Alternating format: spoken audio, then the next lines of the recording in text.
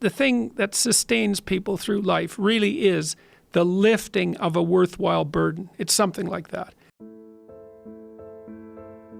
Yeah. And it's partly because we're social animals, right? It's like we're evolved to be useful to the people around us because they're much more likely to let us live if we're like that. Yes. So, and it's been very fun especially talking to young men about this. It's like, well, and that's the other thing too, is I think the world is full of darkness, let's say. And we could say each of us have a little bit of light. And if we release that light, if we let it shine properly, Christ, it's too cliched to go on with in some sense, but the world is a lesser place if you do not reveal from within yourself what you have to reveal. And the fact that the world is a lesser place actually turns out not to be trivial.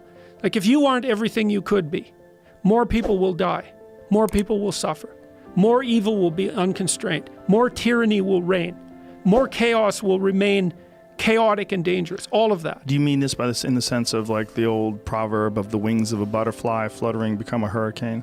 It's something similar to that, but it can even be more local. It's like your family is more messed up than it could be if you were less messed up than you are. Right. So if you just got your act together, like 10% more, your family would be 1% better. Right. It's like, well, do it. And that would ripple off into the people that they interact with. Yes, and it ripples fast. Yes. That's the other thing that's so cool is that, like, people think, well, there's 7 billion of us, and each of us is just this separate dust mote, like floating in the cosmos, and what the hell difference does it make what you do anyways? It's like, that is not how we're connected.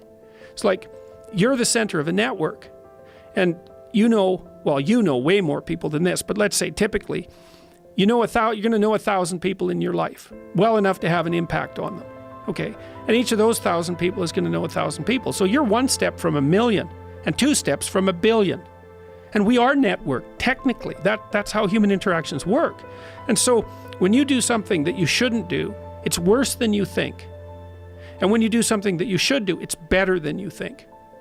And so you think, well, this is why I've been telling people, well, clean up your room. It's like, well, your room is actually networked too. It's not that easy to clean up your room, to set it. So you want your room to be set up so that when you walk in there, it tells you to be better than you generally are. It's organized, it's got direction, everything's in its place. You try to do that in a chaotic household. You know, I've watched people do this because I had students do these sorts of things as assignments. I'd say, look, pick a small moral goal, clean up your room, and just write down what happens as a consequence. So maybe these are students in a chaotic household. The whole place is a bloody mess. No one's taking any responsibility for anything. And so they decide they're going to start to clean up their room. And then the people in the household notice. Well, the first thing they do is get pissed off. It's like, who do you think you are? Like, you think you're better than us? Like, why do you think this is worthwhile? Who died and made you God? All of that. So just by trying to organize this little part of their life, they immediately run into the people whose actions they're casting in a dim light by trying to improve themselves to some degree. They might have to have like a thorough war in their household to be allowed to do something as simple as keep the room orderly. They find out very rapidly that A, that's way more difficult than it sounds, and B, that the consequences of it are far more far-reaching than people think. So that's quite fun.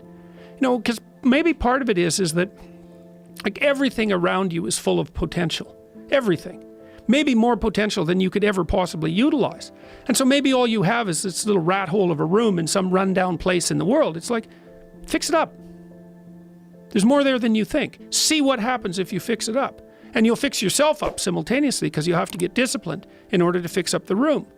And then you have a fixed up room and you'll be a more fixed up person. It's like, you think that nothing will happen as a consequence of that? It's like all hell will break loose as a consequence of that. It's really worth trying. It is worth trying, and it's a concept that seems alien to people. But if you think about it, it makes sense.